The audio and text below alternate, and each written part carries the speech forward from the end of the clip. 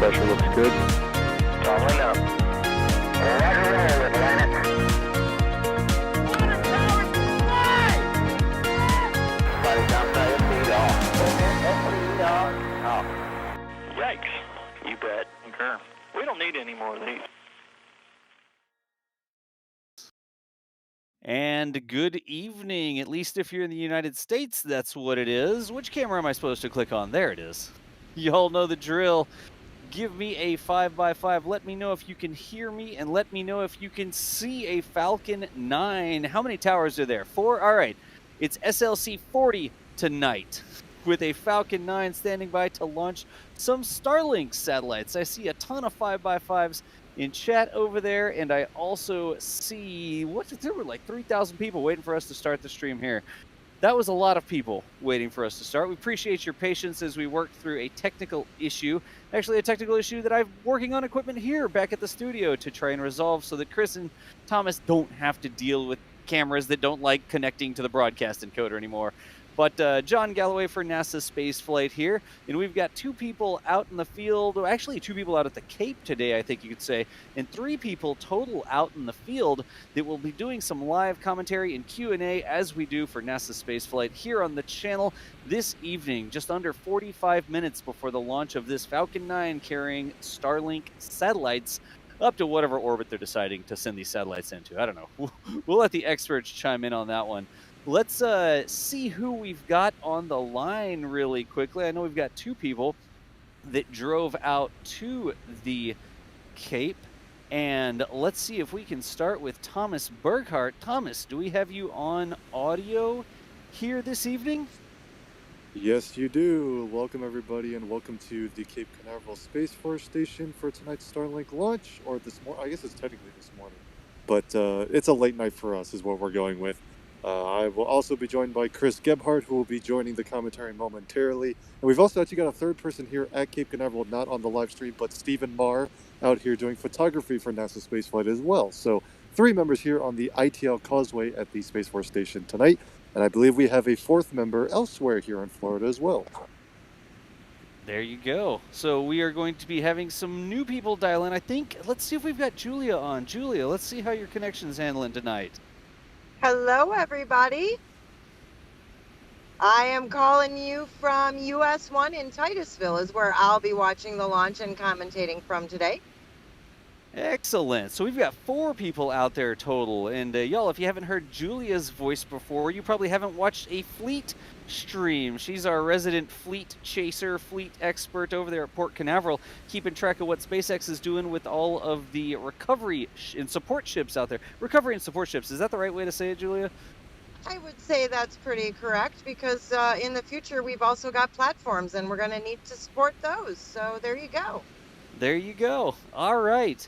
And Thomas, are we good on Chris, or is he still off the mic? Give him like 60 more seconds. Okay, sounds good. So back in the studio, we've also got Michael Baylor here for the broadcast tonight. Michael, how you doing? Good. How's it going? And hopefully we will see the record turnaround time of a Falcon booster this morning or this evening if you live in the United States.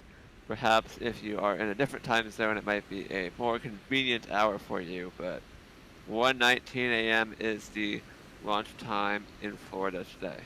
1:19 a.m. And that's about 42 minutes away, it looks like, right? Just over 42 minutes. Yep. And I think the 2-second launch time is 54 seconds or something like that. So it's, if you were rounding, you'd actually round it to 1:20 a.m., but that is your launch time for today. All right. And I think we might have counted to 60 correctly there, and we might have been able to check in with our other crew member out there on the causeway, Chris Gebhardt. How you doing, Chris? You are. Hello, everyone. Good morning. Good chilly morning, I should say. Yeah. Is it cold out there? What's the weather like? I mean, I think it's just Florida. It's always nice and sunny and warm. Is it cold? That's what we were promised, Doss. Yeah. Yeah. Yeah, it's 8C right now. Yeah. Jeez. Well, hopefully y'all didn't go out there in shorts and a t-shirt today. I mean, hopefully you at least have a hoodie on or something, right? I have 2. Okay. Wait, 2 hoodies, really? Well, one Yeah, hoodie, me too. one jacket. Yeah. You got to Yeah, remember, I have two there's on a also, and breeze. I'm from Wisconsin. You Yeah, have two it's a on and two you're hoodie kind of day. nice. Yeah, so see, it's not just Floridians. Thomas is from Pennsylvania too. It's not just Floridians. You know, apparently, chat is already having some sort of contest as to how many likes they can get on the video. There's 4,000 people watching. There's already 1,000 likes. It's not a bad Hey, ratio. That's So not. that's what's going on in chat right now. That's what we Um, call in the field of statistics a statistically valid response rate. Nice.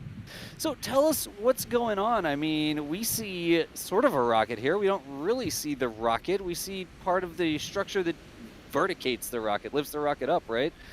What's going on with the mission? What are they launching today? Why is this important? Why are we up so late? Can't we sleep in? Go to sleep Yes. in the first place? Well, to be fair, I prefer the 1:20 a.m. launches as opposed to the 5 a.m. launches because at least you just kind of stay up later for the 1 a.m. launches, whereas you have to go like, oh, do I sleep? Do I get up early? Do I sacrifice for the 5? So I actually like the 1 a.m.s better. But yeah, so this is a Starlink flight. This is this is confusingly the 18th launch of version 1 satellites, but it's launching before the 17th launch of the V1 Starlinks. That mission is sitting on 39A at the neighboring Kennedy Space Center.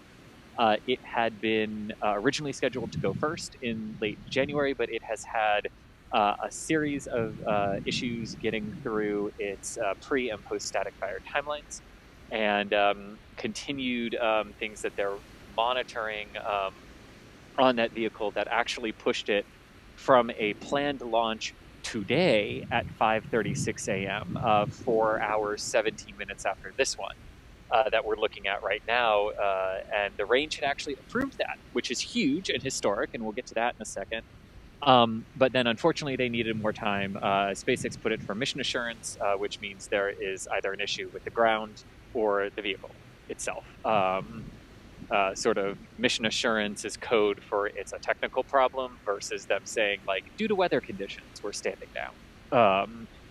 But yeah, so we are here for the first of 2 Starlinks this week, which will be pretty cool. Tonight, the one tonight launching at 1:19.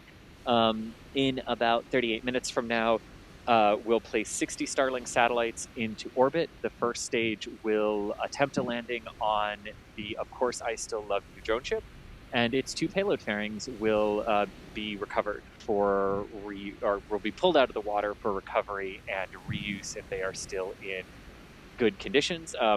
The Falcon 9 booster flying this mission is B1060, which previously supported the GPS-3 SV03 mission in June of last year, the SAOCOM 1B flight in August, and then 2 Starlinks in, and then a Starlink in October, and then it most recently launched the Turksat 5A satellite from this same pad 27 days ago, which sets a new worldwide turnaround record for the quickest time between missions for the same orbital rocket. So lots of history here, lots of good stuff, but most importantly, it is the 60 Starlinks on board. It'll bring the total number of Starlinks launched to 1,085 if you count the 2 Tintin test satellites that aren't really the same design as its current Starlinks, but they tested the communication systems. So if you count those, it's 1,085. If you don't, it's 1,083. So that is a good brief overview of what we are here for today, and gonna be back with you tomorrow as well as we head for the other Starlink. But yeah, it's been an interesting week as these missions have converged together on the Eastern Range. Let's say that. Yeah. So help me out, Chris. You said that the range approved 2 launches within a few hours of each other. Why is that such a big deal? It seems like, well, you're already there supporting the launch, just support another one. Why does it matter? Yeah, so excellent question. So So basically, in the middle of the previous decade, in the middle of the 2010s, the Eastern Range and the 45th Space Wing of what is now the Space Force were looking at the growing manifest. They were looking at all of the commercial companies that were coming up and coming online, and they were looking at the anticipated demand for the flight rate out of the Cape. And they realized with the current technology, the current infrastructure, the current equipment that they had, that wasn't really possible because it would require upwards of 2 days to reconfigure each rocket, which would really reduce the amount of launch opportunities that you could provide to people. And one thing that the range really wanted to do was what they were calling the Drive to 48, being able to support 48 launches a year, on average, 1 a week, with some exceptions. Their goal also allowed for the rapid support of 2 back-to-back missions as well, and then maybe taking a week off after that. But a lot of this also had to do with the personnel that they had on the range. They also just didn't have enough personnel to be able to accommodate what they thought the needed flight rate would be. So part of it wasn't just equipment and technology upgrades. It was also making sure you were staffed to appropriate levels, because you're exactly right, Das, right? There is a moment of like, well, we're all here for the launch at 1:20. Let's just all stay for the launch at 5:20, 4 hours later, which on the surface, right, I agree with you. Except here's the rub. The people who, not just the SpaceX launch control team, right, that has to be on console hours and hours and hours before liftoff, so too do all of the security and range personnel, not including the weather officers, the security officers, the radio frequency operators who are monitoring to make sure that all of the equipment is properly talking to the rocket, and that they've got good telemetry downlinks and things like that. All of those people also have to be on console hours and hours and hours ahead of an anticipated liftoff. And you can't ask your team to be on console and working for 12 hours and still expect the same fresh decision making that you need in some of these critical events, right? It's not so obvious tonight because it's crystal clear. I mean, there's very little chance of weather interfering with liftoff tonight. But what if these were 2 missions on a summer afternoon where you've got to make a split-second weather decision? Well, you want fresh teams for each of them. So that became a large part of the discussions as well. And the range had actually previously indicated that about 6 hours was the minimum they could do between 2 Falcon 9s, and it's crucial in this scenario that they're both Falcon 9s, because that means you don't have to reconfigure anything.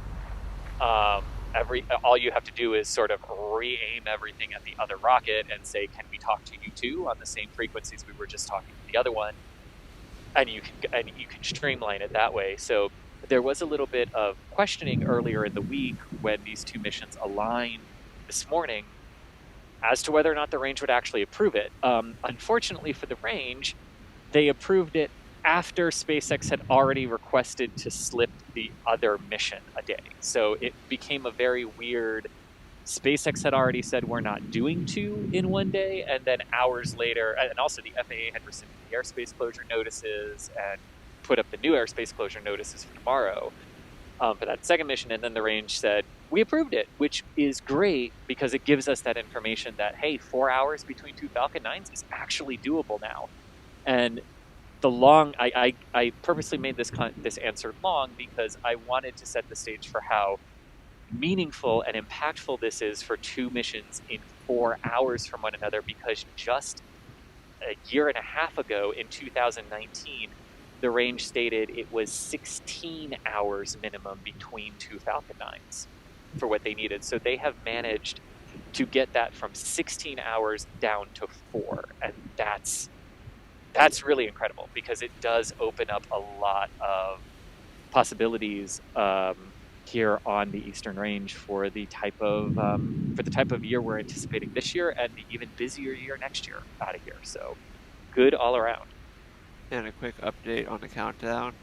While Chris was talking, we heard on the countdown net, which DOS has just got configured, so that we're now piping that into the stream. But they said on the countdown net that they are go for propellant loading. Propellant loading has now started because we are under T-minus 35 minutes. But interestingly, when they confirmed go for propellant load, they said recovery weather conditions are improving.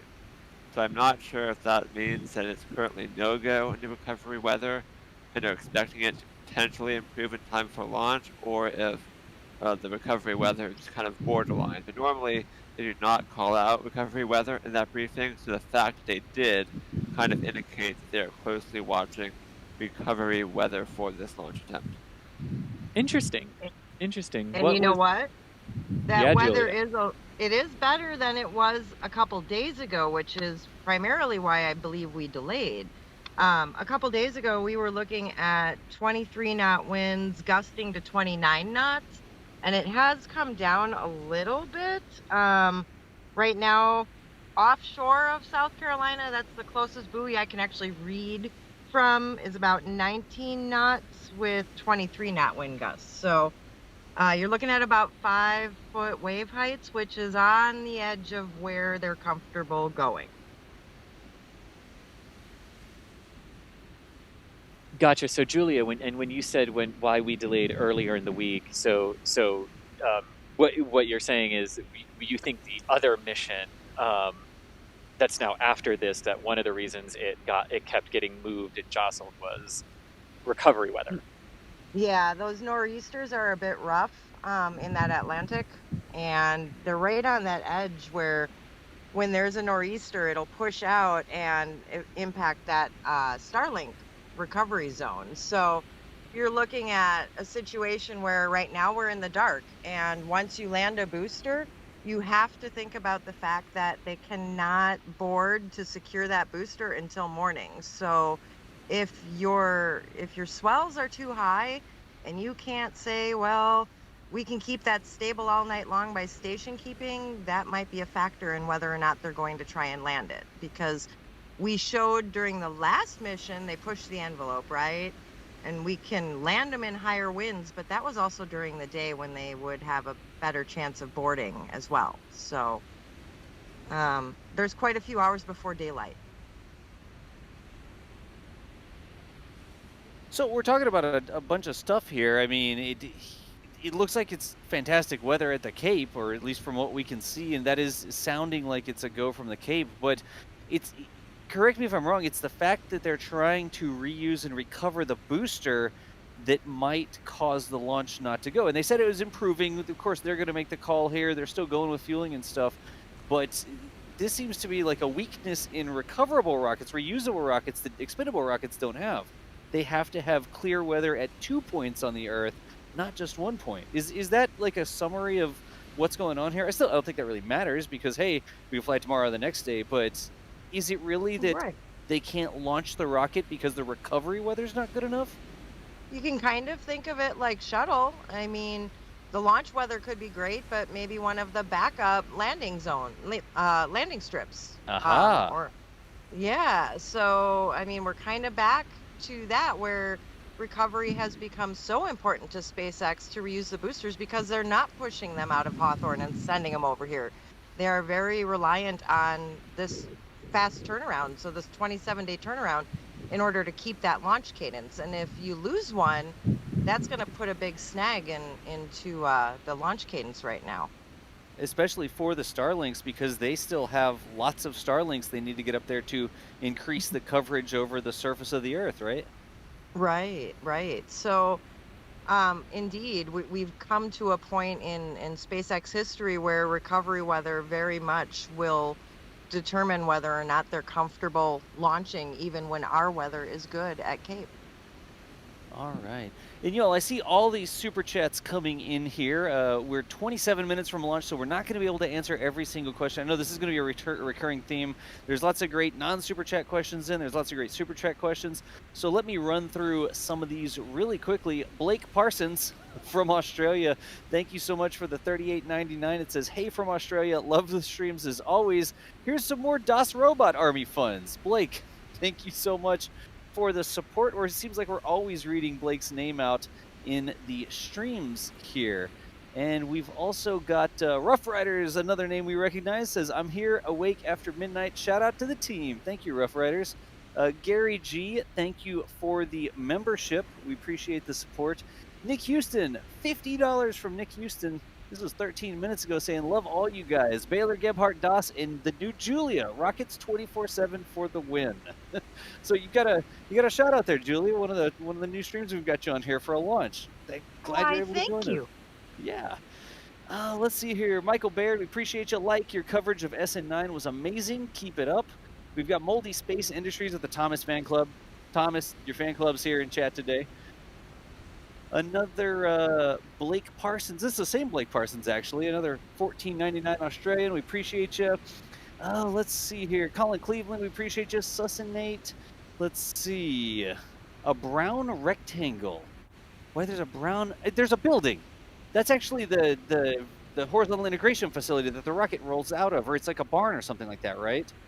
Not the whole facility. What is the Yes, building? yes, that is the horizontal integration facility you are seeing in the sort of brownish building that's not really well lit. But that is actually at the pad with the vehicle, yes.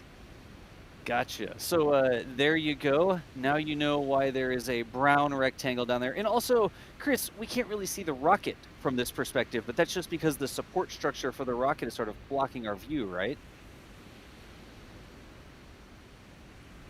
If I could find my mute button, I could answer that question as Chris pointed to me to answer the question. But yeah, so what you're actually seeing, at the very top, you can see the very tip of the payload fairing, which is sort of the nose cone-like structure that encapsulates the satellites and protects them on the way out. But that's the only part of the rocket, you're right, that you can actually see. What you're seeing the rest of the way down is called the transporter erector, which is a device that SpaceX uses to roll the rocket out horizontally from that building we just noted, the horizontal integration facility. The device, or I guess it's the vehicle, rolls out to the pad and then raises the rocket from sideways up to a vertical position and to the position you see it now. That vehicle also houses all of the umbilical lines and electrical connections from the ground equipment into the rocket. It's where all the fuel lines that actually are fueling the rocket right now are housed, and all of the sort of telemetry and communications links as well. So there's a lot of equipment on board. It's an important part of the ground support structure kind of around the launch complex. But and that's, of course, common to both pads. The two transport erectors look slightly different, but they both serve the same purposes. And so that's what you're getting a glimpse of right now. You're also seeing those 4 lightning protection towers around the pad, which, of course, are very important here in Florida to protect the rocket from any lightning strikes during those stormy periods. But, well, of course, once you see liftoff, you'll see the rocket in its full glory. So stay tuned. All right. Again, folks, if you're just joining us, the NASA Spaceflight team is live tonight. This is from Cape Canaveral. Actually, it's a location called the ITL Causeway, which is a place where they take media over there to witness launches from this specific pad. This pad is SLC 40, Space Launch Complex 40. If you want to be cool, you can call it Slick 40. Just tell everybody, yeah, Falcon 9 went from Slick 40 last night when you're talking about it around the, I guess not around the water cooler, the Zoom water cooler or whatever tomorrow when you're all sitting at home in your pajamas, logging into your first meeting for the day. So that is what we're standing by here, 23 minutes until launch. And coming up in just about 3 minutes, you know, if you found us through the tank watching streams down there for the flight of SN9, you know that we like to watch what's going on and tell you what we see happening. So like Thomas was saying, you can see that the rocket's being fueled right now because you get those vapors coming off the side of it. That's completely normal. And here at about T-minus 22 minutes, so just under 3 minutes from right now, we should be seeing a big T-minus 20-minute vent. So you'll see a big plume coming off the rocket. And if that happens at T-minus 20 minutes, it means that they are progressing correctly towards the launch, which should come up short, it's about 20 minutes after that vent happens. I mean, it's like clockwork. It's part of the process. So, Indeed. It's what we refer to here as the happy venting rocket. Yes. Like, if you see that, you know things are going well, right, Chris? Exactly, yes. So y'all be on the lookout for that. You won't miss it. Like, when the T-minus 20-minute event happens, you will see it, and there will be no question that something has happened. So can I get y'all some questions right quick, Chris? And Thomas? Yeah, Thomas and I definitely want some. I also want to shout out real quick to Stephen Marr, our photographer, who is also here with us on the causeway too. So cool. we will have photos galore as well. I think he already posted a couple pictures up, didn't he? He probably did. He's fast like that. did. Yes. Yeah, I'm going to put a link into chat here if y'all want to see some fantastic photos that Steve has already released on Twitter. There is his Twitter account. I just spammed it in the chat there.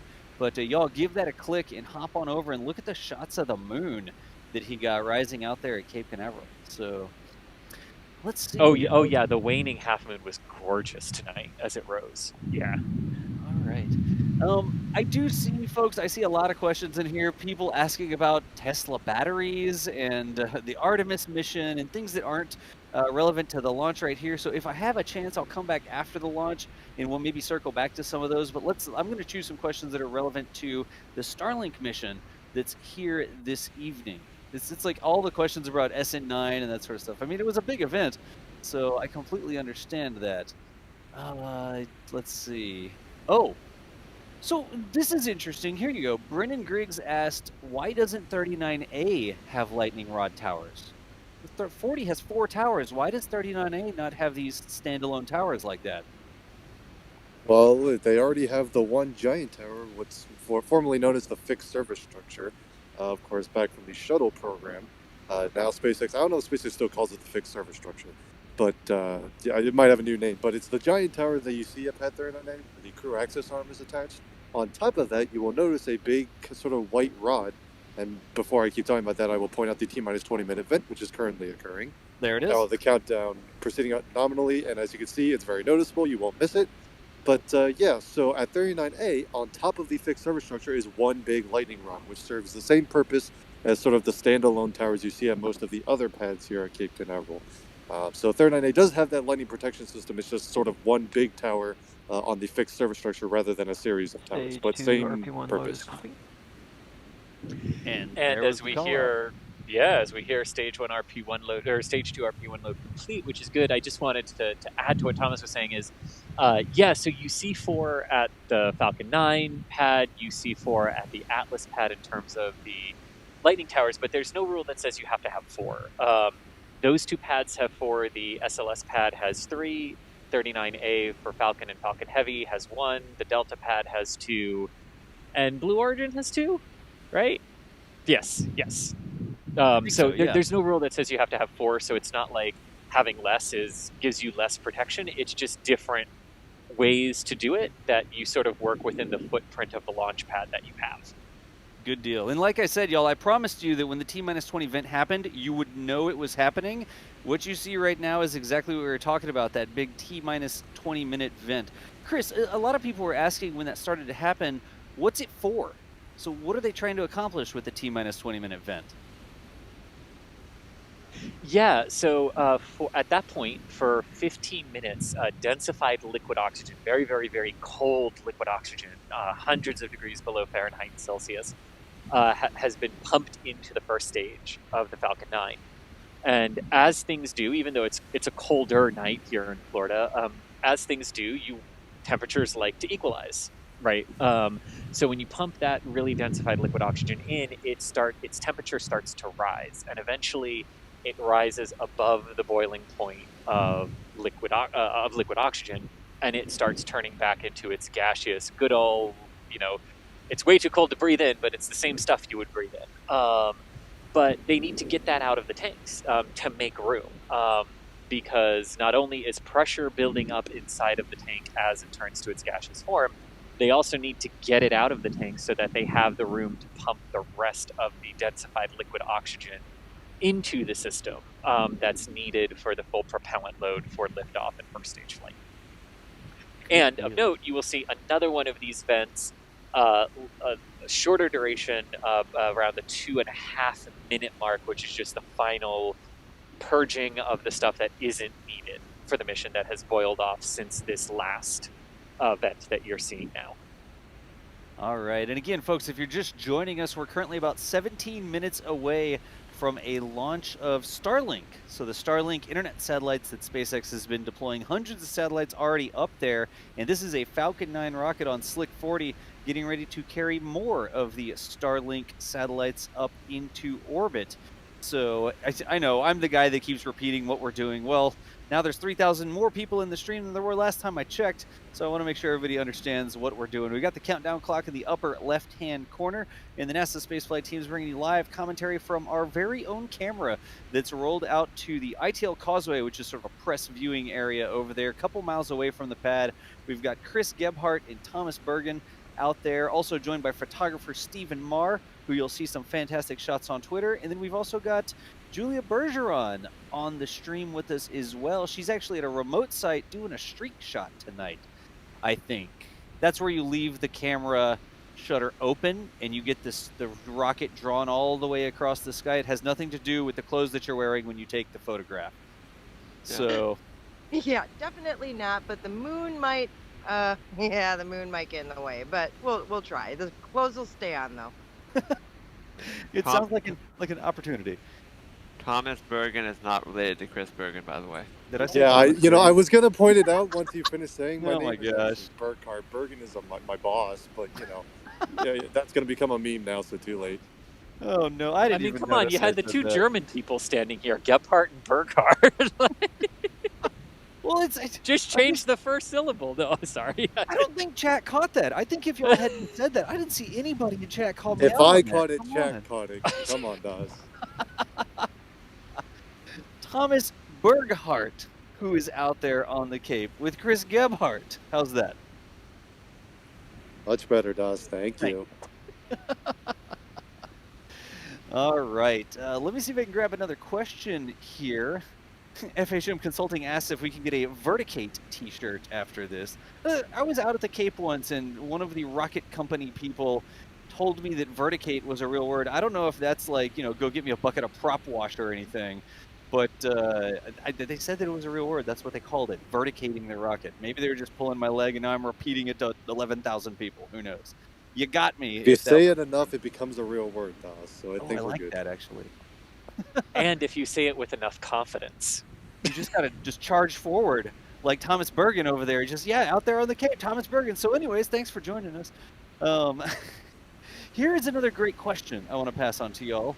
And it's from Dim Dub Insect, who asked, what do you mean by record booster turnaround? Can you elaborate? So once again, let's talk about what the last mission this rocket flew is, and potentially flying one tonight. How long has it been between those two things? Yeah, so the last mission this particular first stage supported was the TurkSat 5A mission back in January. It was SpaceX's first launch of the year. And of course, after that launch, the booster landed on a drone ship. Julia, can you remind me which drone ship it landed on the first time? Or not the first time, but on the TurkSat mission? Do you know? I believe it would have been just read the instructions. Of course, I Still Love You was having maintenance. Gotcha. So the first time around between these two flights, this booster would have landed on Just Read the Instructions downrange in the Atlantic Ocean. Of course, after the fact, the drone ship is towed back to Port Canaveral, and the booster is offloaded and prepared for its next flight. And that is what we call a turnaround, taking the booster from its landed state and turning it around to a launch state again. And that is where it is at right now, of course, with a new second stage, a set of payload fairings, and the payload on top for tonight's Starlink mission. Of course, this time it is landing on, of course, I Still Love You, so it will be visiting the other drone ship this time around. But so that is what we're talking about with a turnaround. And like we mentioned earlier, the time between the two flights was 27 days, which, assuming it launches tonight, will be a new world record across all orbital launch vehicles. It beats SpaceX's prior record, which in itself was also beating the Space Shuttle record. So 27 days is a new record in that sense, and we are hoping to see the rocket successfully lift off tonight to break that record. All right. So let me grab another question here. Let's see. Booster stuff. Oh, so somebody's mentioning a booster swap here. Like, do we know, was this always going to fly this mission? Do they change out the boosters? Like, can SpaceX just decide, no, we want to use this booster for this mission? Do you think they might have done that specifically to break a turnaround record, or what's going on with that? Yeah, so SpaceX, of course, has sort of a fleet of first-stage boosters that can support these flights. And generally speaking, they kind of fly in the same order that just kind of repeats itself, just simply because that's the order in which the boosters get ready for flight. So we were kind of expecting a different booster originally to fly this mission than the one that ended actually coming up, which is why all of a sudden we're presented with this opportunity to break the turnaround record. But again, that's all still sort of based on public information and speculation. SpaceX doesn't officially announce those booster assignments until like a day or two before launch. Unless it's some long lead time mission, like the crew missions, we usually hear which boosters will fly way ahead of time, and some like national security missions occasionally. But other than that, especially these internal Starlink missions, we don't hear until right beforehand. So it's likely that this flight was kind of already slated for this booster for a while, and we just had made the wrong assumption. There are several boosters that would have been available for today's flight. And yeah, so it's not, I mean, they could have gone to this booster and said, okay, well, this other booster has been ready for a while, but this booster is now also ready, and it makes we can break a record. Should we just do that? Maybe that's a thing. I'm not sure. But yeah, it's not the booster we were originally expecting, but still, 27 days is evidently plenty of time to turn around a Falcon 9. All right, and I'm going to grab a couple more super chats here, y'all. I appreciate it. There's no way with only 10 minutes to launch that we can get through all the super chats, but here's just a bunch of letters. I'm not going to try to read them. It starts with AFLD, but a $50 saying, great SN9 coverage. Love this too. Great job. So thank you so much there, or however you say your name. We appreciate the support and the kind words. Bill Torrens, thank you so much for the membership there as well. Real quick, how many flights has this booster done? What is the number of, this will be the number flight? This will be the 5th. This will be the 5th launch of this specific booster. So it's yes, launched four times already. Yes, indeed. It first flew the GPS-3 SV-03 mission in June of 2020. Then it flew the SAOCOM-1B flight, the first polar flight out of Florida in almost 60 years. It flew that mission in August. Then it flew a Starlink in October, and then it flew Turksat in January last month. And now it is here again. Yes. Now here it is again. All right. Let's see here. Grabbing a couple more. No worries, Sussin8. No worries about the brown rectangle question. It's a different point of view for sure. Let's see here. What are the odds that all 5 Starlinks actually go in February? Do you think they could turn around 5 launches in February? It's the 4th.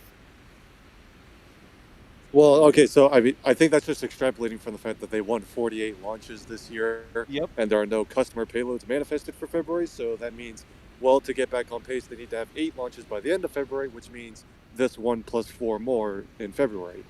So I think that's just what they're talking about. And the answer is maybe, in fact, if they launch this one tonight and another one tomorrow morning, they're off to a good start. So we'll have to wait and see, but I think that it's definitely within the cards that they totally accomplish that goal and get right back on track. All right. And very crucially to that, really quickly, this keeps SpaceX on track. It'll be, if these two go, it'll be 5 missions in 5 weeks, which keeps them on track. It also keeps the 45th and the Eastern Range on track to meet their independent goal of supporting 48 launches from the Cape this year as well. So it's all good. Hey, what a fantastic problem to have. There's too many launches. So yes, but to be clear, not all 48 of those that the range is supporting will be from SpaceX. There are at least 8 manifested Atlas V missions from ULA from here this year as well. So we shall see. Yeah. All right. Hey, Ryan S., thank you for the membership. Y'all, I see all these things. I can't read them all out. I'm trying to speed run as many as I can. Casey Goodrum saying, yes, guys, amazing work. Watch the other one and can't wait for this one. Love from the UK. We appreciate the curly L's there, Casey. And then Mel, here's a message for Julia from Mel saying, hi, Julia. Thank you to everyone for braving everything from weather delays to sleep deprivation and everything in between to provide all of this coverage. Please accept my heartfelt appreciation. Also, it's apparently Mel's birthday, so happy birthday, Mel. Happy birthday, Mel. There you go. Indeed, happy birthday. And we are now... Happy birthday. Just everybody get in on it. There you go. Everybody, we're about 7 minutes from launch here. I haven't heard any updated information about the weather. When would we expect to hear like a go, no-go over the net or something like that? Did they wait till the last second to do that, or? They might not.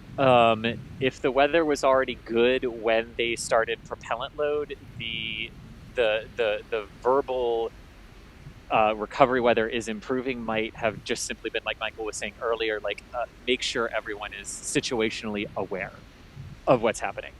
Falcon 9 countdowns are by their nature very, very quiet because they're automated. So you usually only hear a couple of nominal calls like engine chill down or strong back retract, or like we heard earlier, RP1 fueling closeout. But there's no set point where they would have to make that decision. They could honestly take it down to the 45-second mark when the launch director gives the final go. But that would be if it's still iffy. And sometimes once you start, and actually when you start fueling the Falcon 9 at T-minus 35 minutes, it's actually easier to just take it down to the 45-second mark and cut the sequence off there and just allow the entire thermal cycle of the vehicle from fueling it with cryogenics to be complete, to get a full cryo cycle on it instead of aborting halfway through. So sometimes we see them just finish out the sequence in that regard. Gotcha. And so while we were here, Chris, we got a question. During the SN9 launch, we saw a truck that was on the range that wasn't supposed to be there. Up in front of the camera, Yes. it looks like there's some taillights. Is that car supposed to be there? Yes, those cars are supposed to be there. So we are 3 miles or 5 kilometers from the launch site. The exclusion zone for a Falcon 9 is only around 1 mile or 1.6 kilometers. So those cars are not violating any land closure areas or anything like that. They're either SpaceX employees or they're actually Cape Security. Yeah. Yeah. All right. But great question. Yes. I just like very obviously drove on, and I didn't. It's like, oh no, a car on the range. They're gonna scrub the launch. Well, I have to go home. That car is supposed to be there because this is the military base side of things. I guess the Space Force base side of things. That car would not be there if it was not supposed to be there. Correct. Yes. All right. Let's see here. What else we have?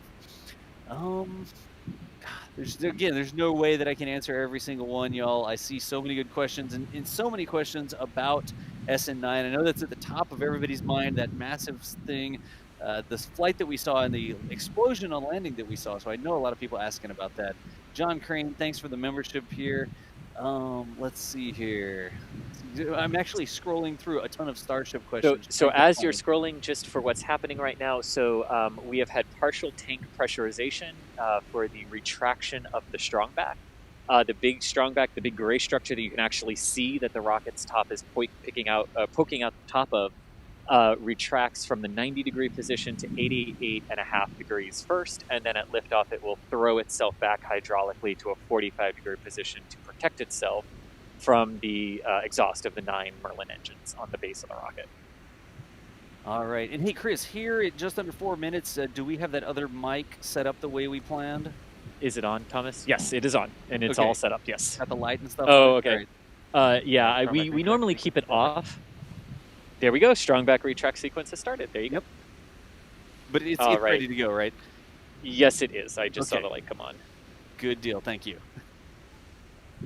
So again, y'all, just about 3 minutes here. One more time, this is a Falcon 9 rocket. The launch pad that you see out there, that's actually called Space Launch Complex 40. You can see on the screen SLC 40. Like I said earlier, if you want to be cool, you can call it Slick 40. And this is at the Cape Canaveral Space Force Station, recently renamed Space Force Station. Used to be the Cape Canaveral Air Force Station. And we are hoping that in just under 3 minutes now, we will get a launch of the Falcon 9. Camera here is about 3 miles away, and it is crewed by the NASA spaceflight personnel out there. Both Chris Gebhardt and Thomas Berghart, got it right that time, are out, and Julie is also on the call as well, doing a remote shot. And I know that we've got another photographer out as well, Stephen Marr, who will be doing some fantastic photos that you'll see posted up on Twitter and stuff like that. So once again, bringing you live coverage of things that are space related, like launching, I don't know, a Falcon 9 rocket. That's sort of space related, I guess. Let's see here. So there's a bunch of like in-depth question about Starlink version 1, version 2s, and I see a lot of stuff like this. I think at T-minus 2 minutes, we're going to hold on the questions and super chats now as we stand by for the rest of the launch.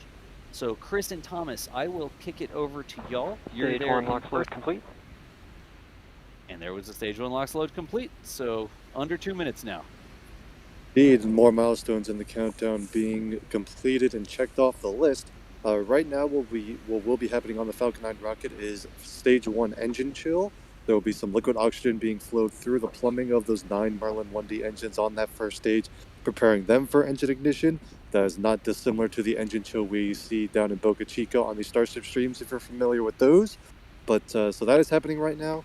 And then fuel loading has just about finished up, and you can see that big vent happening again as the ground systems complete their fuel loading and Falcon 9 is prepared for flight. Once we get to 1 minute in just a couple seconds here, Falcon 9 will begin Falcon 9 will be configured for flight, and that includes pressurizing all of the tanks to flight levels and entering the final minute of the countdown. Of course, engine ignition will begin at just 3 seconds before liftoff, and we will hopefully see Falcon 9 take to the skies on a beautiful night here in Cape Canaveral on the latest Starlink mission. Stage 2 LOX load complete. All right, and as you can see, or as you heard there, launch auto has started. So we are under a minute to go until the liftoff of the Falcon 9 rocket here from Slick 40 at the Cape Canaveral Space Force Station. This will be the 4th orbital flight for SpaceX of the year, 5th total if you include Ascent 9 and its hop. And it will do a lot to keep SpaceX and the Eastern Range on track to meet their independent goals for Falcon 9's in startup. Launches out of here today. Falcon 9 is in startup at this time.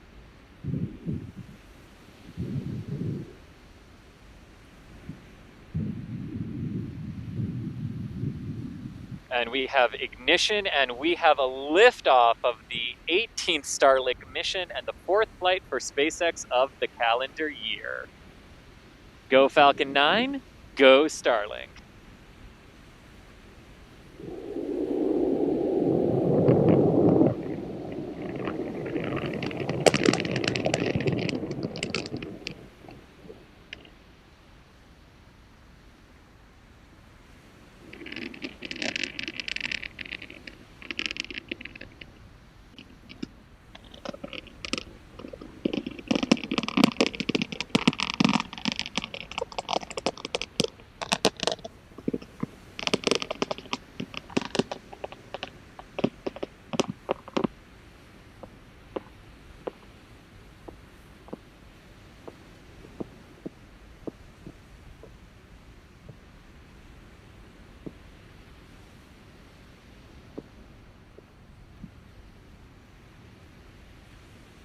And a successful initial liftoff of Falcon 9 as it begins to pitch downrange to the northeast of Cape Canaveral, everything appearing nominal at this time.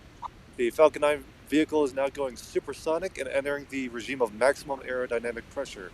The 9 Merlin 1D engines will be throttling down to manage the stress on the vehicle at this time. Again, everything appearing nominal right now. You can see its contrail as it starts to ascend through the thinner parts of Earth's atmosphere. Now past maximum dynamic pressure, the 9 engines will begin to throttle back up to full power. And shortly afterwards, we will be looking for staging. Stage 1 shutdown or MECO, main engine cutoff, followed by stage separation and stage 2 ignition. Those are the next milestones coming up. And if the cloud cover permits, we will not only be able to see stage shutdown, separation, and ignition of the second stage, might be able to see the entry burn of the first stage as it heads toward the drone ship a little later on as well.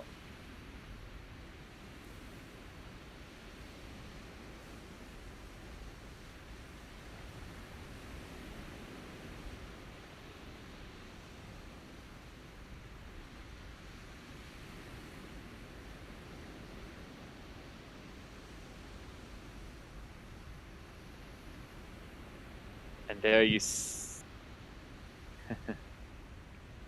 and there you see first stage shutdown.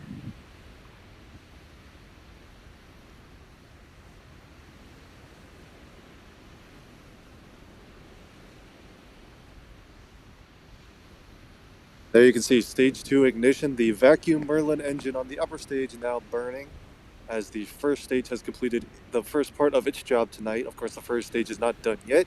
It will now be reorienting itself and preparing for the re-entry burn. And with any luck, we will also get a view of that from here at the press site because it is a relatively clear night. There are some clouds in the distance. We'll hopefully get a good view of it. But of course, the main focus is still that upper stage, which is carrying the payload on board.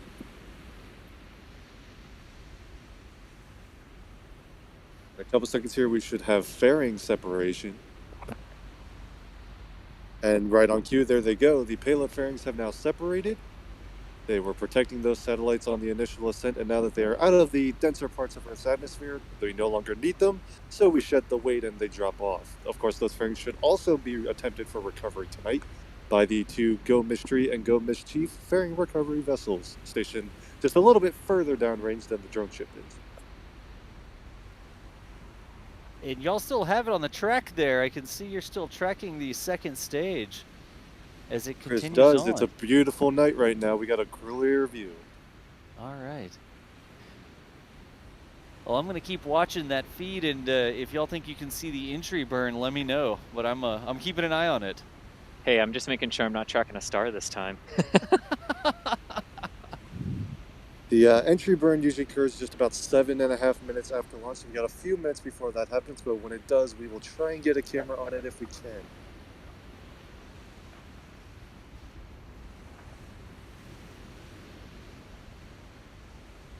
One of the good things about potentially tracking that and seeing that entry burn on a clear night like this is the ability to follow the second stage, because they're both following the same trajectory.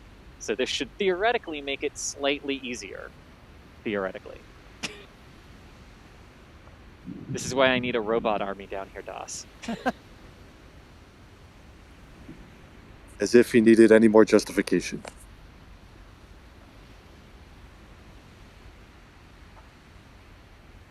And again, what you see here, this is the second stage engine. This is from the SpaceX feed, and it is continuing to push that payload into orbit. The engine bell glowing red hot as it moves on. They've actually got two cameras there that they switch back and forth. When you see the camera switch a little bit, that's just the camera on either side of the rocket, or I guess top and bottom of the rocket, whichever way you want to call it. But there was another switch, and that second stage engine continuing to accelerate the payload up to orbital velocity. Because remember, most of getting into orbit is not going up. Most of getting in, or most of staying into orbit, I guess is the right way to say it, is actually going around the planet. They're going to have to accelerate this all the way up to 17. It's 22.5. Actually, what does Starlinks go to? Because it's not quite. Roughly 27,000 kilometers per hour. Roughly 27,000. So about the same as the ISS. Yes, yeah, they're both going to low Earth orbit. Yeah. Okay. All right. Gotcha.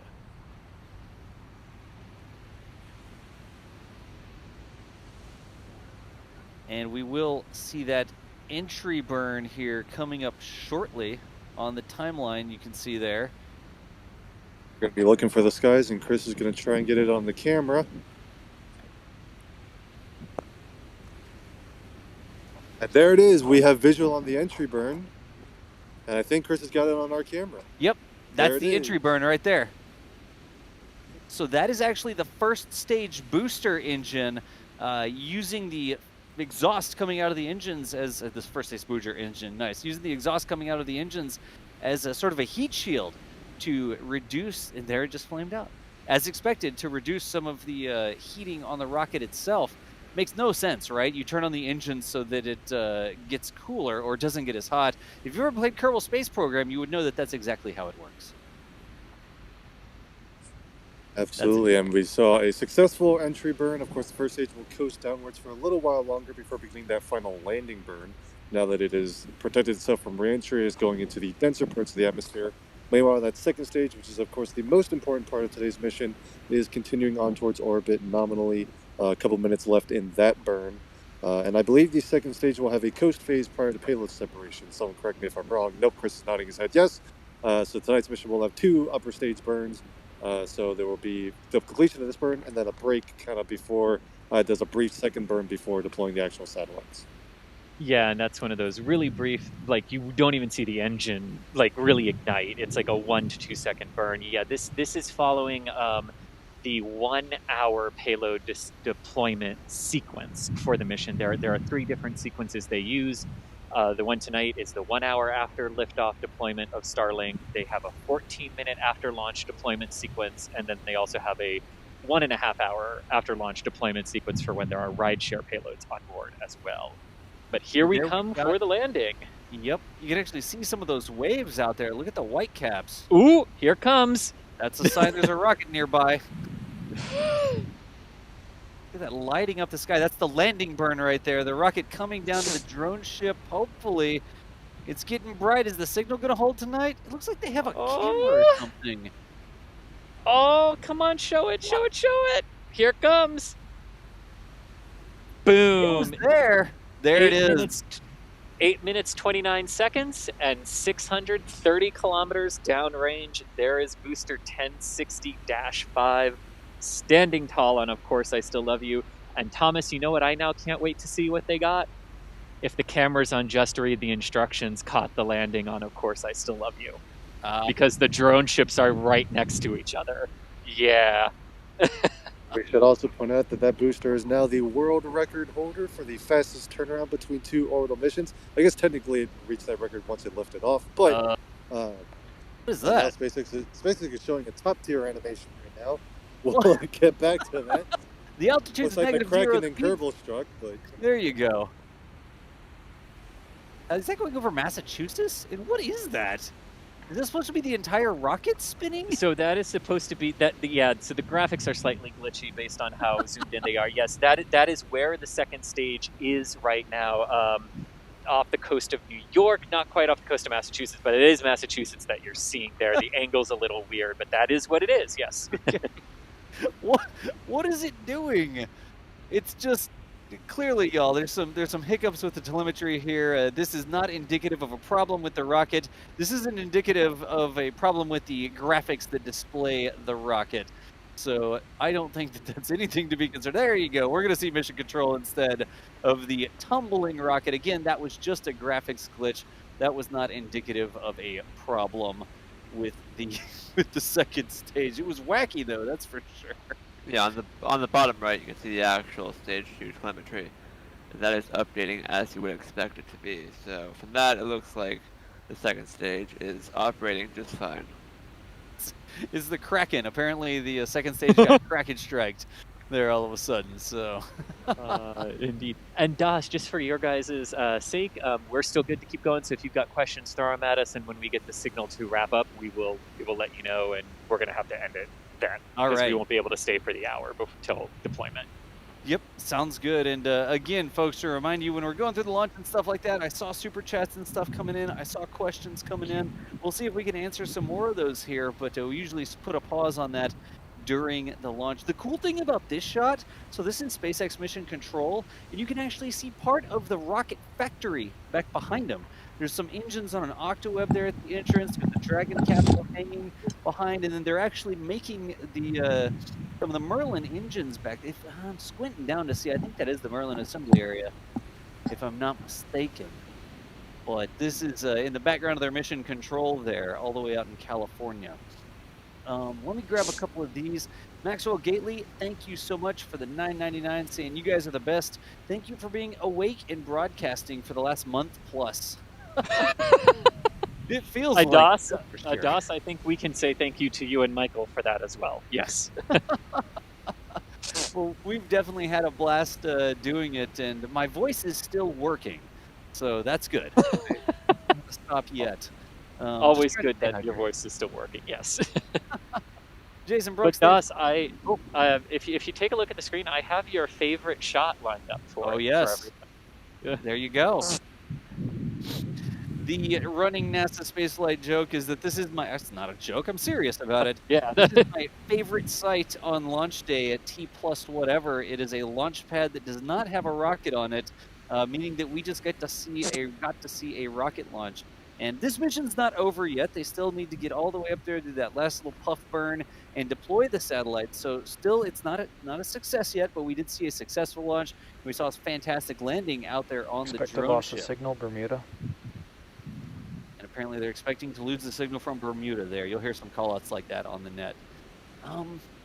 Let's see here. Jala J says, haven't done a super chat in a while. Oh, Jala, come on. I love you all, team chat with a heart after it. Jala, you are welcome here anytime. Thank you so much for the Australian dollars. And remember, make sure that you have, what would it be in Australia? I usually say like burrito money, but that's not don't know if that really maps Australia. Help me out, chat. Like, what would you be eating in Australia? Oh, one point about what you said there about mission success, because we have to wait for payload deployment and everything. It is worth noting that I love how you said that the puff burn. I'm stealing that because that's exactly what it is. It's worth noting that the puff burn does not complete orbit insertion. They are orbital and in a stable orbit at this point.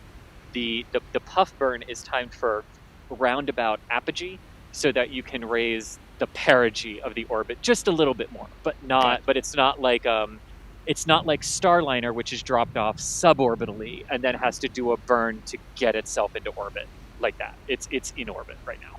Gotcha. All right. Let's see here.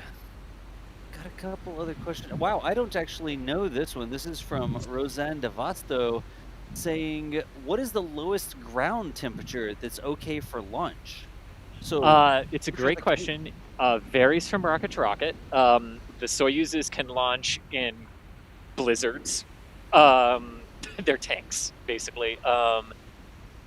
Some rockets do have minimum temperature limits, but I don't think we've never reached a situation where we're hang on, let me just make sure. Wrap up? Yep, okay, getting the signal to wrap up. But so let me finish this question real quick. We've never arrived at a situation where we've had a minimum temperature issue with the Falcon 9. I'm sure there is one for the certified operational limits. We've never reached it. We do know that they have done exercises out at the pad with a full Falcon 9 stack, though below freezing temperatures. And they were not in launch mode or anything like that. So we think they were just literally testing to make sure when they got the opportunity, when it got that cold, hey, is everything still okay? But we've never actually run into the minimum temp with the Falcon 9. And with that, Thomas and I are going to have to shut the camera off here, but we are going to leave all of you in Doss's and Julia's and Michael's capable hands here to run through some more questions. But from Thomas and I here on the Causeway, thank you so much for joining us. We're going to break down and then go turn the heaters on in our cars. Well, you rest up for tomorrow morning's launch. Yes. Y'all are clear to pack up Thomas and Chris, and then, I mean, of course, Stephen Marr as well. We'll get some tweets from Stephen Marr here shortly. Thank y'all so much for rolling out and getting that camera for us, but you are clear to turn it off and pack it up, and we'll hold down the fort. So again, thank you much, and we'll catch up. Yep. Out there on the ITL Causeway, running the NASA Spaceflight camera was Chris Gebhardt, Assistant Managing Editor for NASA Spaceflight. You just heard his voice last there. And then also Thomas Berghardt, writer, live stream host, camera operator. I mean, dude, we all wear so many hats around here. But those are the two people you were hearing on the live stream. And then we also had Stephen Marr out there taking some still photos. I don't know if he was doing a streak or not, or what the plan was, but that was the NASA Spaceflight crew out on the ITL Causeway about 3 miles away from this launch.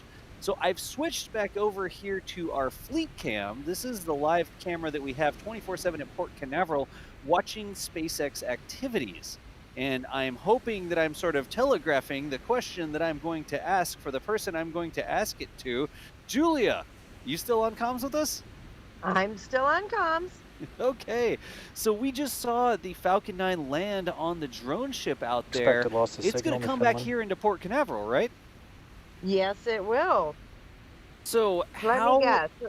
Yep. Your next question is going to be when. You know the question. Because we can watch it right here on Fleet Cam. Yes, we can, can't we? Which is a nice thing when things come in late at night, which seems to be a thing now, doesn't it? It is. Well, the when is a little hard to say. It's usually within about 3 days. Acquisition of signal, Goon Heli. Hey, something's going on there. Yeah, like okay. I said earlier, they do have to board in order to engage Octograbber to the booster, so they can't do that until morning. Once they get that secured, this mission, it's hard to say if they want to keep that cadence. They might head back right away, or they could wait for just read the instructions to receive theirs and come back together. Normally, though, we'd be looking at about a 3-day turnaround, and we'd be watching it on Fleet Cam come back to Port Canaveral.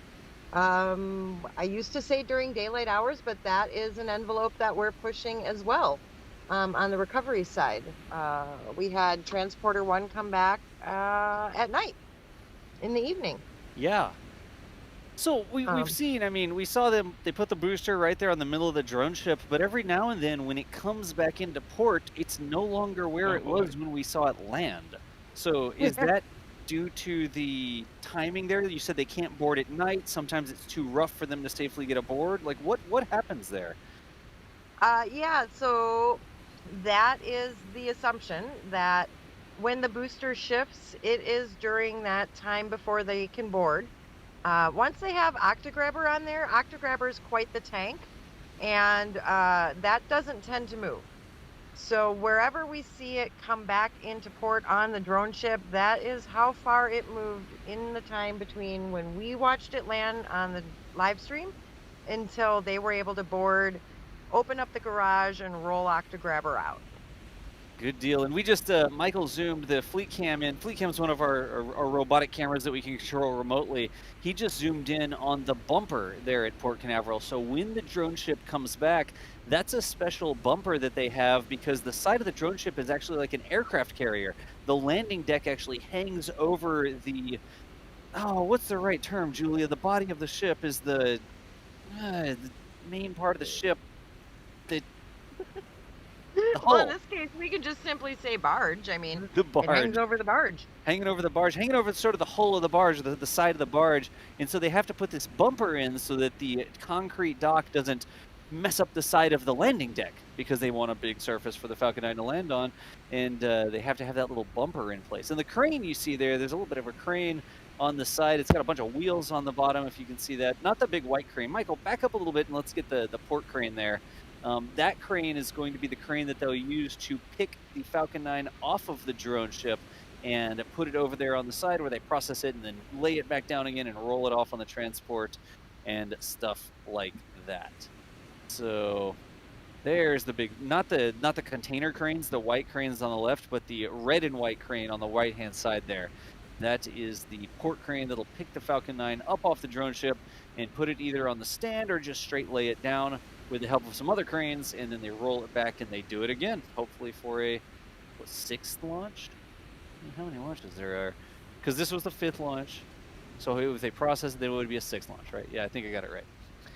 All right, let's see what's going on here. Stage 2 continuing on its merry way, not quite halfway to that second burn. And I'm going to get a couple more super chats here. Here's another one for Julia from Clint Thompson saying, for Julia, my daughter loves her purple Falcon picture that you posted on Twitter and I printed for her. To the rest of the team, great coverage. Purple Falcon, Julia, that was on Twitter, right? That was on Twitter, and Clint, I am so glad she enjoyed it. That was a fun one for me. I don't usually play with filters, and I discovered how fun it was, and it turns out purple was her favorite color. All right. So, Clint, thank you so much for the support there. Let's see. I don't know. There's a lot of people ask questions about Starship in SN9, and I don't know that I can answer every Starship SN9 question.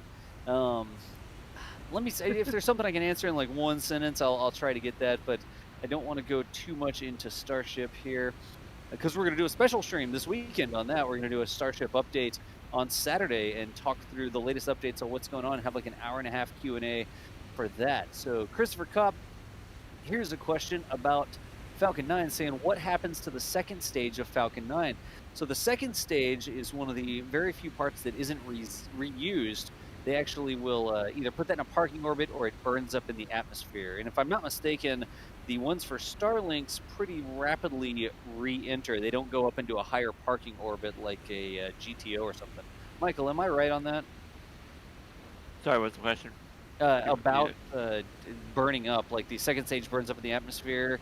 Do they deorbit these pretty quickly? Oh, yes. Yeah. For a Starlink mission, they will be deorbited, I believe, on the second orbit. So there you go. Will not be in space for long. All right. So good question there, Christopher. Let me see if I can grab some more. Jason Brooks asked, can Falcon land if the center engine failed on Ascent? So we know that Falcon 9 has engine out capability. I think it comes down to exactly where that occurs.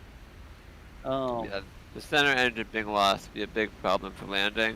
Yeah. That is the engine that has the special amount of gimbal range to perform the single engine landing burn. So if the center engine were to be lost, Falcon would not be able to land. I'm not actually sure if it would cause problems or not on Ascent. I think it might be okay.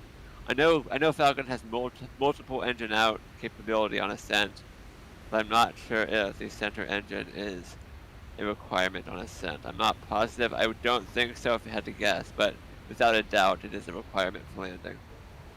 Good deal. So again, Jason, that's one of those things we don't exactly know the answer to that one, but when we don't know the answer, we try to tell you, like, we're not exactly sure what that would mean for the Ascent. I would guess that it may depend exactly on where it fails, and like Michael was saying, the single engine landing burn, you don't do that from one of the side engines. You need that one that's thrusting right in the center of mass there. So a very good question. Let's see here. So here's one from Code Sketch from a little bit earlier saying, it was said earlier these were version 1 Starlinks. If or when version 2 Starlinks exist, would they retrofit or replace, or are they forward compatible? What do we know about the Starlinks and different designs? What's the plan to upgrade ones that are on orbit? So starting next year, according to Elon's tweets, they will start adding lasers to the normal Starlink constellation. The polar Starlink constellation, which SpaceX started deploying last month, that will have lasers on all satellites, but for these normal 53-degree inclination Starlinks, they will add lasers with the version 2 design, which will come out next year. So yes, they will be launching upgraded Starlink satellites, and those Starlink satellites will eventually replace the ones that are currently in orbit. So because SpaceX is so Expected loss of rapidly signal, June iterating Hilly.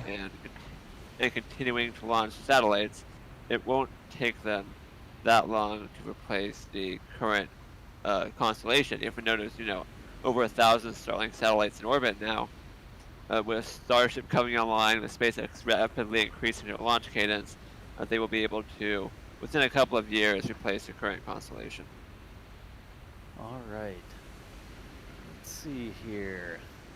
See, y'all, this is why I'm never the only person on the live stream, because I don't know the answer to every question, and so I'll toss it to somebody who does know, and I'll just say, okay, somebody else answer this for me. Let's see here. Code Sketch, appreciate you again. Colin Cleveland, thank you for the support. I mean, I got so many names in here. A lot of Starship questions. Obi Gobi, thank you so much for the support. There's more Starship questions. They're all Starship questions. Wow. Lego Starship, apparently. Solar Mod, thank you for the support. Talking about the Lego Starship on Lego Ideas. I don't know if we have a link to that. Harry Young, here's one from Harry Young saying it's only February 2021, and Chris already talks about how busy 2022 will be. It's just another indicator for what an amazing time this is. What a time to be alive, Harry. Like I said, what a good problem to have. I have no clue on the Musical Wolves. I can't help you with a Tesla battery. That is not that's not an answer that I can help with there. The maximum altitude a Tesla battery can operate at. I think I've got all of those super chats in the queue. Let me see if there's any other questions in the normal queue. Here's a good one from Juan Martin saying, are there any plans to update this pad, or are there plans to update this pad with a similar strongback to the one at 39A? So when you say strongback, Michael, jump in if I'm getting this wrong, but I have a feeling they may be talking about the crew tower, not the strongback, because the strongback is the transporter erector that actually lifts the rocket up, and it can lift up rockets at pad 40 or 39A. Are there two differently capable strongbacks? So the strongbacks that lift up and launch the rocket, like Josh was talking about, at 39A and 40 are slightly different, but they have the same capabilities. They're just slightly different because they're made to work with different paths. But in terms of capability, they're very similar. The one at 39A it has an extra attachment point that can support Dragon spacecrafts, and it has extra slots for Falcon Heavy boosters, but neither of those things are ever going to be compatible with Pad 40 anyway. Right. So they would not upgrade the Strongback at 40 to have those capabilities. The Strongback that is more outdated is the one at Vandenberg. That is not able to throw back at the last second like the Strongbacks at the Cape are. But as far as I know, both the Strongbacks at 40 and 39A are very similar in terms of capability for standard Falcon 9 launch.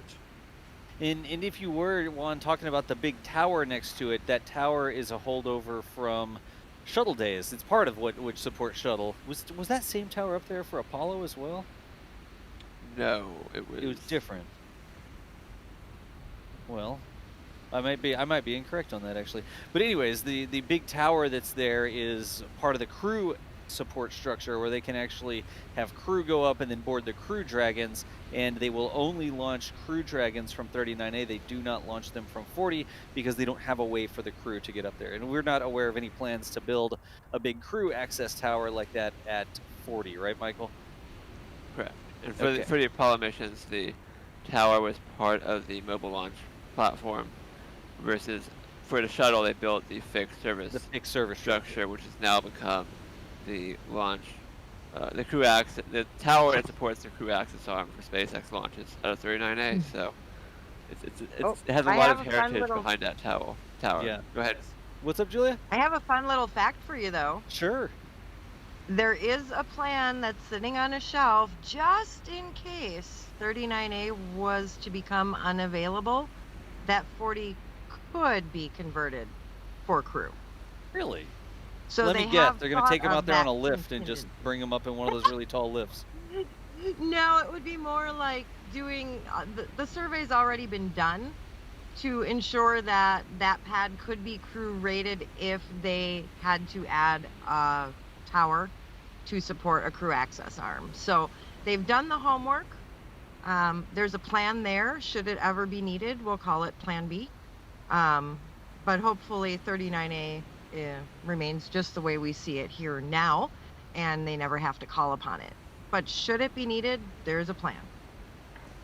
I guess maybe if SpaceX ever wants to launch Starship from 39A, that might be their consolation prize with NASA. They have to build a crew arm at 40 in case something happens to Starship. Right. So that assured access to space that could come into play. So here's another good question from Hydra saying, have we seen work being done for vertical integration for NSSL at 39A? So we've heard SpaceX starting to work on vertical integrations to support some of those special payloads. Have we seen anything like that yet? How are they going to do that? I know they've been doing initial assessments. There have been crews out there, figuring out the finalized plan and doing surveys. I am not sure if they've actually started any groundwork yet. I have not been out to 39A I haven't been out to 39A in 13 months because of the pandemic, so yeah. I have not seen it myself in a while. Yeah, and I do remember we couldn't do a remote setup for at least one launch because of those surveys being done. But I can't say the last time we set up there I saw anything different than what's already been put up for a Starship pad, and that even had seemed, it's still, there's no construction gate being manned right now. There's nothing going on that way. So as far as the last time we've driven past 39A as media, I don't recall seeing anything happen. Good deal. I'm going to see if I can get a couple more questions here, y'all. We're still 30 minutes away from the actual payload deploy, and we weren't planning on going all the way up to deploy. We're just sort of answering some questions here, but our camera had to pack up and leave, so we're literally just looking at SpaceX's telemetry now. Let me see if I can grab a couple more questions here really quickly.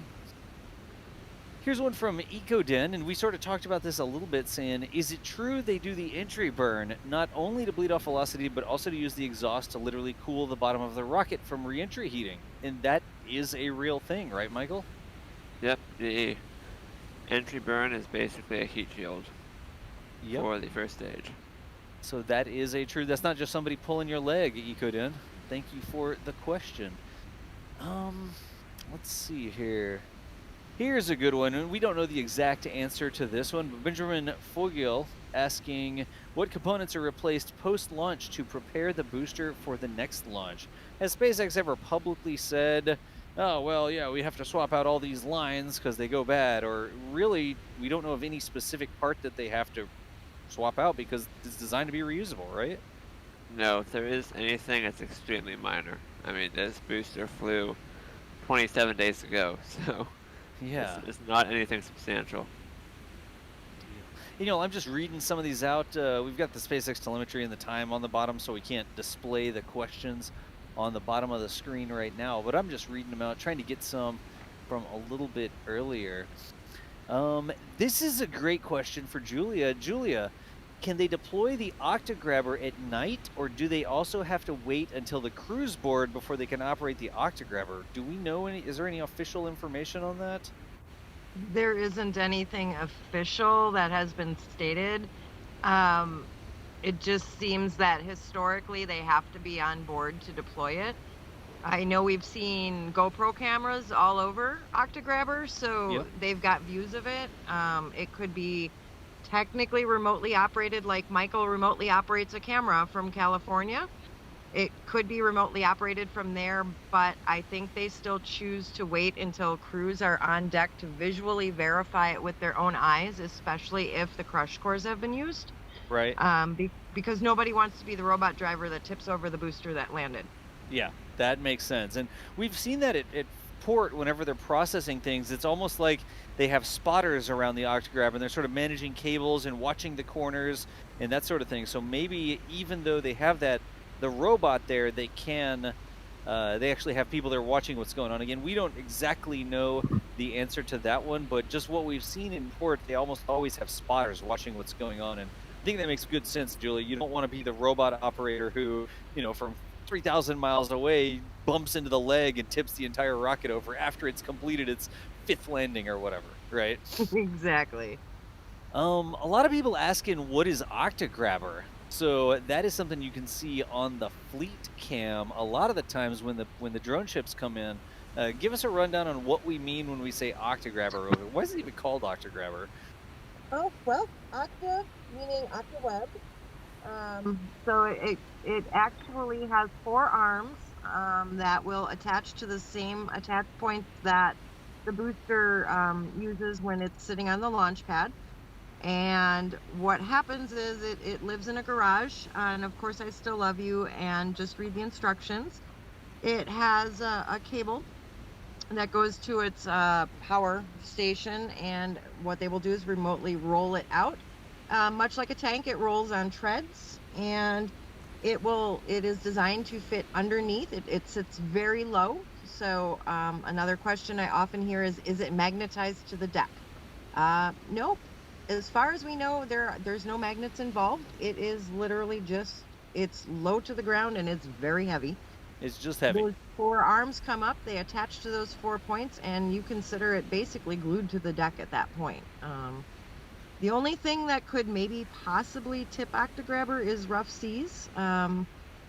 If you don't have an experienced tug pilot and you're not going, if you're not going into the waves right and riding the swells bow to stern, and you get caught in that motion of port to starboard, then things could get a little bit rocky for a booster. But luckily we have experienced tug captains. So when Gavin from SpaceX Fleet Updates shows you a track of station keeping, more often than not, especially in the overnight hours, that is them just trying to keep that bow to stern motion going to keep the booster safe. All right. And I saw a couple memberships come in. Michael Ovenden Young, thank you for joining the club. And then Elizabeth as well is a new member. And Injections, I guess that's how you say your name, Injections. Thanks for the $2.99 as well, saying hi. So we appreciate the support there, y'all. Let me see if I can get one more question, and then we will be at the end of our broadcast. Oh, well, this one doesn't count. Can Fleet Cam see the launch pad? The answer is yes. Fleet Cam can usually see SLC 40. It just can't see SLC 40 when that massive cargo ship is in the way. I just went to the presets. You'll see the camera move in a second, and you'll see what Flick 40 looks like for Fleet Cam right now. All right. It looks like the latency on the feed right now is quite bad, but there you go. There's the move on the camera. And that is what Flick 40 looks like. You can see the empty pad with no rocket on it. Team's currently at the pad and getting it ready for another Starlink launch in a week or so, but there you have it. But when the ship isn't there and they haven't piled up too many containers or stacks of wood or whatever in the port, we can see directly to pad 40 from Fleet Cam. It's just, geez, they do this other annoying stuff at the port like unload cargo ships. What are they thinking? They block our view of rocket launches. Go take your port and put it somewhere else. Anyways. Hey, Michael. Go ahead. I finally edited my photos, so if you want to throw that up in chat, I just tweeted my streak shot. Awesome. We will get that linked up. Yeah. Oh my. Apparently the telemetry on the mission control stream is wigging out now. That's interesting.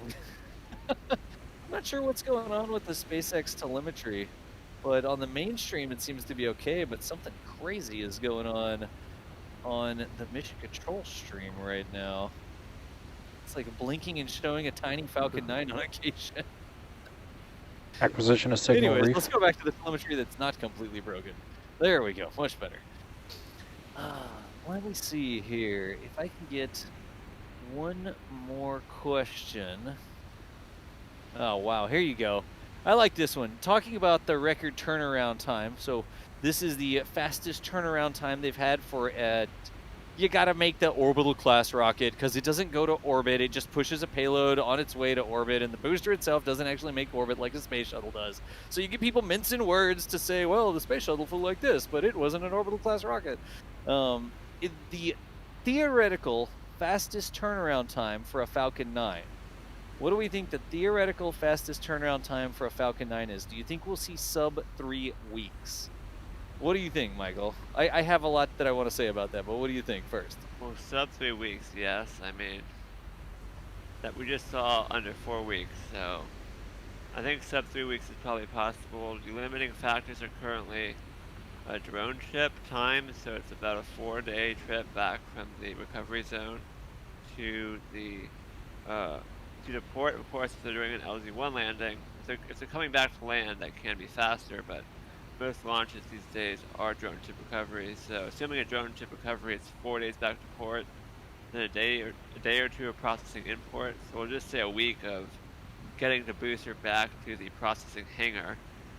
And then from there, I'm not really sure how long it takes them to refurbish the booster, but presumably at least a week or two of refurbishment. So I think under a week or under 3 weeks is probably possible, especially if you do a landing booster when that does happen, because that will take out those several days of travel time as the booster returns to port. But I'm not really sure after the booster gets back to its processing hangar after being on the drone ship or on the stand at the landing zone how long it takes them to refurbish it, so it's kind of hard to say at this point. Yeah, do you think they'll ever get down to 24-hour turnaround like Elon was saying? Absolutely 0.0% chance. For Falcon 9. Falcon 9. For Starship, I think it will definitely happen. I just think their focus is now on Starship, so I don't think they're going to try to do that with Falcon 9. And as we've seen, just getting it back to the processing facility typically takes several days. So right. Falcon 9, I don't think it's going to happen. So, I mean, sometimes just getting it on the crane, right, takes a couple days to just get the thing on the crane correctly. So there's definitely a process that has to happen in order to make that work. But I've got this. So interestingly, I didn't set this up correctly. I forgot I needed to come back in and do this. But I've got Julia's streak shot here that I can show, but I have to show it on a background from Boca Chica. And this is not live, this is just the last frame I pulled off the camera in Boca Chica. So you're going to get a little bit of background there. I think there was a Starship in the background, or an orbital launch pad, or a fire or something. But this is Julia's tweet. I'm going to link this into chat as well, so y'all can check it out. There is the link if you want to look at it directly. And here is her streak shot, like that. So doing the water reflection, and look how clear it was. Got the downrange flight as well. You know, it'd be better if I didn't actually have the rest of the Twitter interface on that, wouldn't it? Maybe back that out a little bit. There you go. Get the entire effect in there. So you want to see a magic trick? Oh, what's the magic trick? You gonna overwrite it? I had just been getting that queued up too. I was doing the same thing. We were both doing the same thing.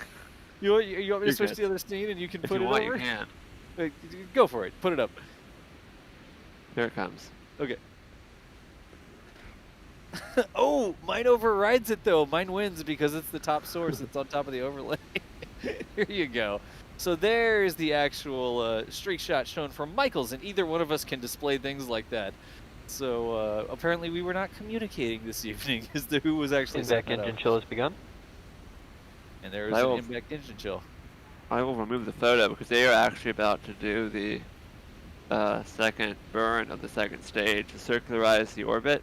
So we will see that happen in about, I don't know what the exact time is, but about 40 seconds or so. Good deal. It's, so we will we'll stay around for that for sure. Okay, it's at 45:56, so just 45. over a minute until the second stage ignites. This will be about a second or two, a 1 second burn. So it is literally just a puff of gas. You will not see the engine nozzle glow bright red, if I can speak properly. There you go. Because it's such a short burn. So just a brief puff of gas from the MVAC engine is what we expect to see here at T plus 45 minutes and 55 seconds. Yeah, that's what she's talking about right now. We don't use the audio from that stream, but she's telling you about the burn that's coming, etc., etc. Without saying blowing instead of glowing. Here we go. And look at that. It launched at night, and it's over on the sunlit side of the planet now. So we will get through this and then say thank y'all all for hanging out with us this evening. There'll probably be something like us saying thank you to everybody involved in the stream. I'll probably plug the merch store at some point. You know, all the things that always happen. I don't think we'll crash it with 4,000 people watching. How many people? If every single person went to the merch store, I bet we would. Well, we'd get Mark's attention, that's for sure. I think it's actually morning for him right now. What a way to wake up, right?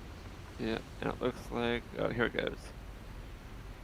I don't think we actually saw it. I think they got the video back after it happened. Yeah, because they just put a second engine cutoff up on the stage there. The time on the webcast was already past when that burn should have happened, so I don't think that was a problem that we did not see it happen visually. I think it just had already happened before they got video back. Yeah, almost before they switched to the screen. Does that say press F11 to exit full screen? That was on their webcast, wasn't it? That wasn't me. I guess they're just screen recording a computer? Yeah, it looked like they were just screen capping a computer that's doing that illustration. Anyways, folks. Is this a replay? I guess so. Wait, no. That was the call on the net just there where they said MVAC ignition and shutdown. I wonder if that coasted a little bit longer than was in the official timeline there. I bet you they entered the wrong time on the press kit and the webcast, because if you look at the webcast confirmed it at T plus 45 and 55 seconds. Yep. Just like they said on the press kit. So I wonder if they programmed the wrong time into their webcast data. The little graphic across the bottom was also incorrect. It showed the burn, and then it popped up a little thing that says the burn's occurring, and it wasn't actually occurring. And then we heard the call out on the net. We saw the engine light, and it didn't actually match with the information. Expected loss of signal, reef. And I'm confused now because I was under the impression that SpaceX webcasts did not fake telemetry even with those confirmations. Yeah. So I'm wondering how that happened, but perhaps they have like a thing coded in if they don't get confirmation after X amount of seconds because there's no telemetry, they just do it anyway. I'm not sure, but that was interesting. Yeah, yeah. Again, folks, this is just the information from SpaceX. It looks like the information that they put in the press kit was not the same as the actual mission information there. And so we were repeating what we were given in the press kit and what we were seeing on the screen here, and that didn't exactly match up tonight. But doesn't mean anything about the mission or the satellite. It just means that what was in the press kit was not updated against what was in the rocket. But good news is the rocket knows what it's supposed to be doing. So that's not anything wrong with the mission. We did hear the call out on the actual countdown net there, or the mission control net, that it started the burn and it stopped the burn, and there was no problem with that. So they still have the deployment coming up here, but I do believe that's going to mark the end of our hosted commentary here this evening, folks. Again, we had live views from Cape Canaveral thanks to our camera team and commenter team, whichever way, host team that was out at the Cape. That was Chris Gebhardt and Thomas Berghardt. You heard out there rolling all the way down. They're both up in Daytona. They drove about an hour south down to the Cape, and they have to get there well before the launch because they go in as part of a media convoy, etc., etc.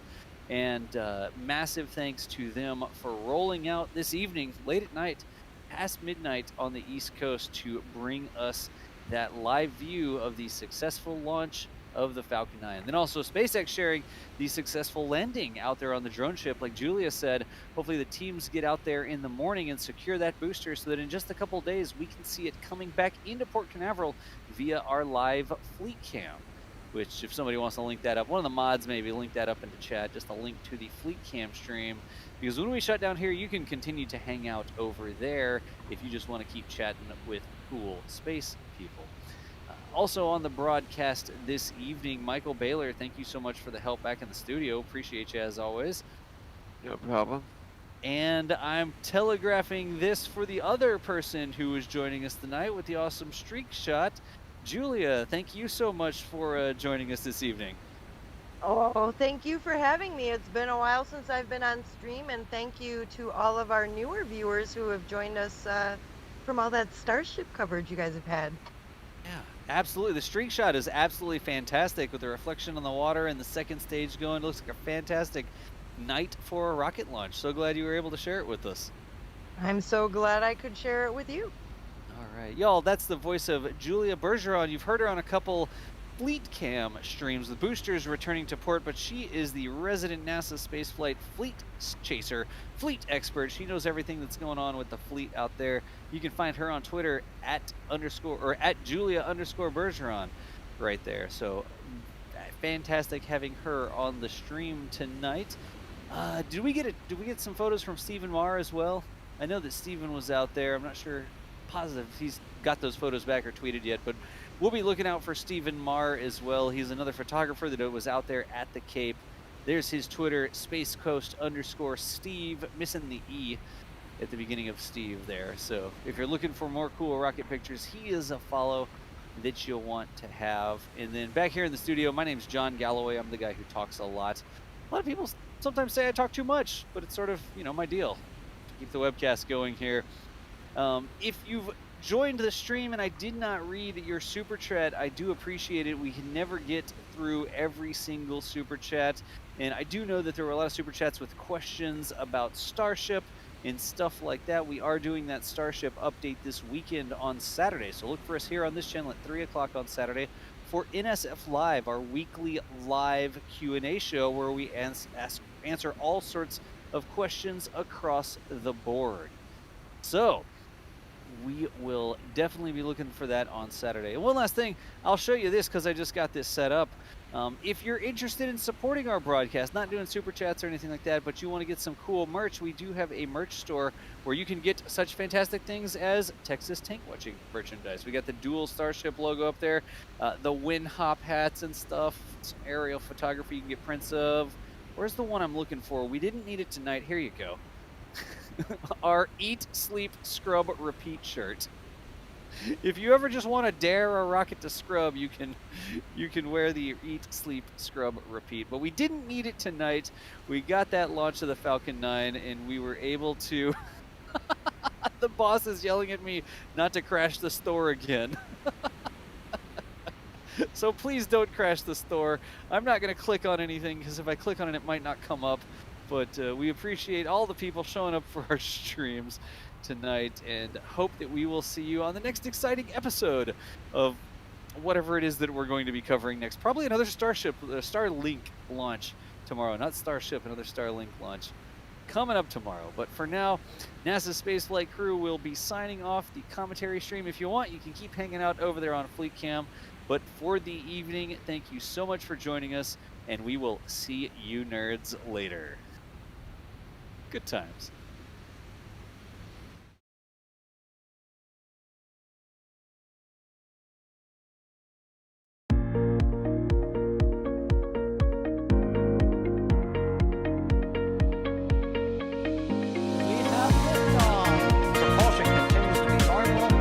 Alright, the chamber pressure looks good.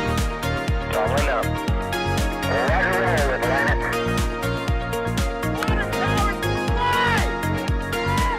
Flight outside, speed off. Yikes. You bet. Concur. We don't need any more of these.